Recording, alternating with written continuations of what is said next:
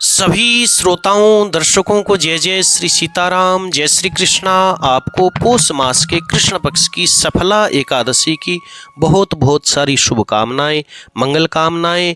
आइए आज हम पौष मास के कृष्ण पक्ष की एकादशी के विषय में जानते हैं।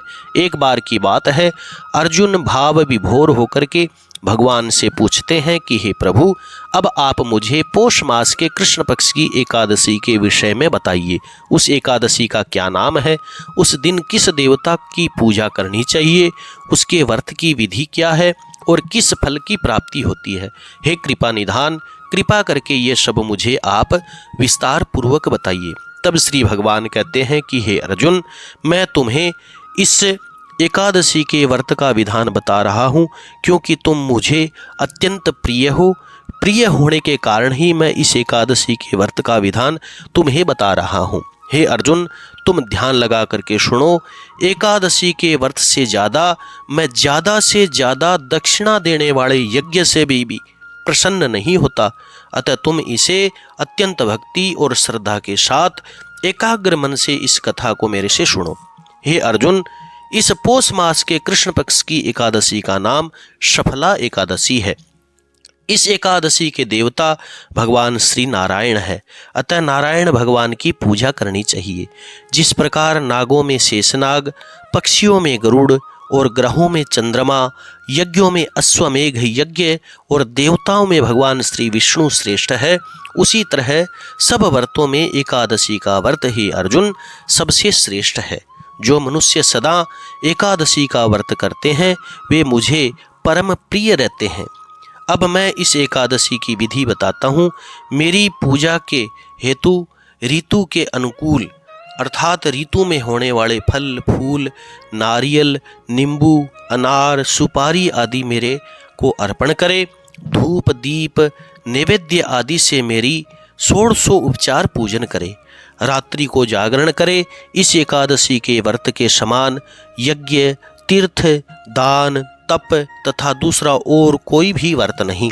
5000 वर्ष तक तपस्या करने से जो फल मिलता है, हे अर्जुन, उससे भी ज़्यादा फल सफला एकादशी का व्रत जागरण सहित करने से प्राप्त हो जाता है। अब मैं इस एकादशी की कथा बताता हूँ। हे अर्जुन, तुम ध्यान लगा करके सुनो। हे अर्जुन, चंपावती नाम की नगरी में महिष्मान नाम का एक प्रतापी राजा राज्य करता था। उसके 4 पुत्र थे। उन सब पुत्रों में सबसे बड़ा लुम्बक नाम का राजा का पुत्र था। वह बड़ा ही महापापी था। वह पापी सदा पर स्त्री, वैश्यागमन और दूसरे बुरे कामों में अपने पिता के धन को नष्ट किया करता था। वह देवताओं, ब्राह्मणों और भगवान के भक्त वैष्णवों का निंदा किया करता था। जब राजा को अपने पुत्र के बारे में इन कुकर्मों का ज्ञान हुआ तो उसको अपने राज्य से निकाल दिया। तब वह विचार करने लगा कि अब मैं कहाँ जाऊँ, क्या करूँ। तो अंत में उसने चोरी का काम करने का निश्चय किया। वह दिन भर वन में रहा करता था। रात्रि को अपने पिता की नगरी में जाकर के चोरी किया करता था। वह प्रजा को तंग करने मारने का कुकर्म भी किया करता था। और हे अर्जुन, वह वन के अंदर पशुओं को मारता, हिंसा करता और उनको खा जाया करता था। राज्य कर्मचारी उसको इन कुकर्मों के कारण पकड़ करके भी राजा के डर के मारे उसको छोड़ देते थे कि यह राजा का पुत्र है, अगर इसे हमने पकड़ा तो राजा ही हमें दंड देंगे, अर्थात हमें दंडित करेंगे। हे अर्जुन, वन में एक अत्यंत प्राचीन पीपल का पेड़ था। लोग उसकी भगवान के समान पूजा किया करते थे। उसी पेड़ के नीचे वह महापापी लुम्बक रहा करता था। इस वन को लोग जो है देवताओं का क्रीड़ा का स्थान मानते थे, अर्थात इस वन के अंदर देवता रमण किया करते थे।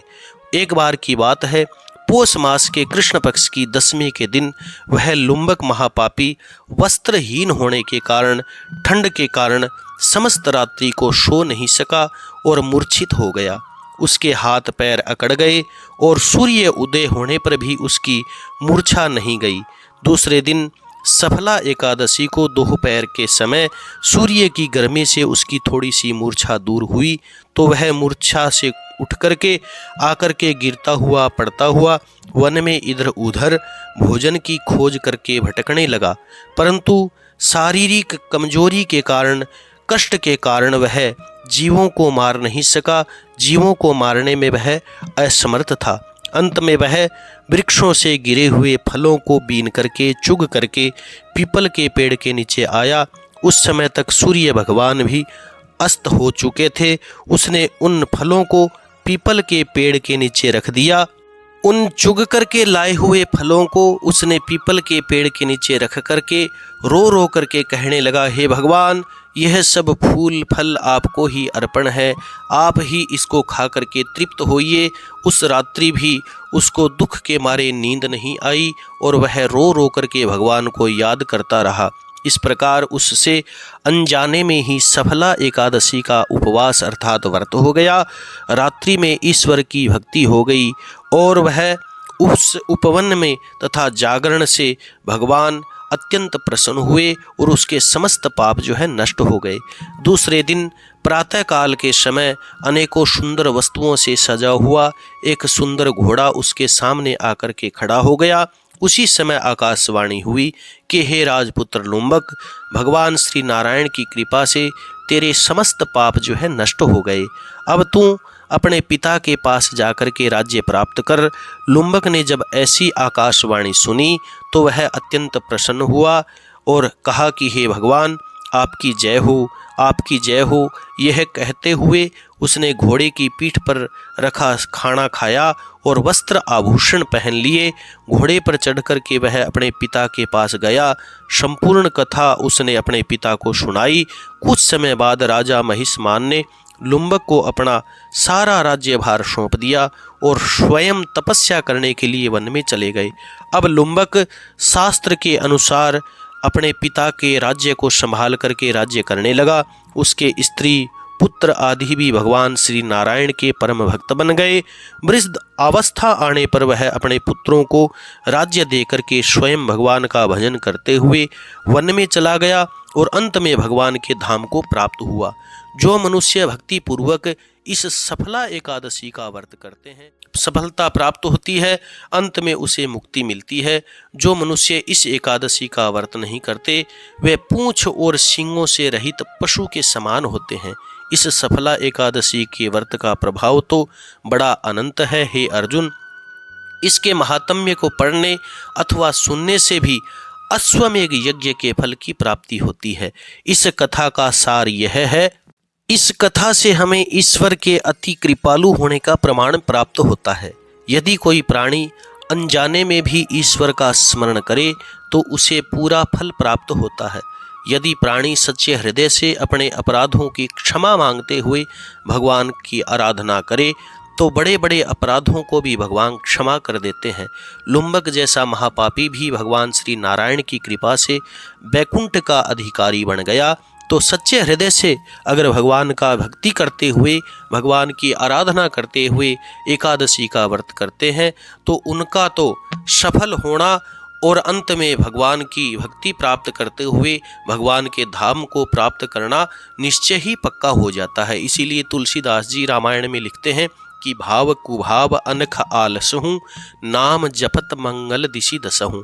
अर्थात भावना से, कुभावना से, अभिमान से, आलस से जैसे भी भगवान श्री का नाम लिया जाता है, व्रत किया जाता है, तो उसको भगवान सफल करते हुए उसकी समस्त कामनाएं पूर्ण करते हैं। जय जय श्री सीताराम, जय श्री कृष्णा। कथा सुनने के बाद में कथा को लाइक करें, शेयर करें, कमेंट में भगवान श्री नारायण का नाम अवश्य लिखें और जिन्होंने सदस्यता नहीं ली वह सदस्यता अवश्य लें। जय जय श्री सीताराम, जय श्री कृष्णा। नमो भगवते वासुदेवाय, नमो नारायणाय।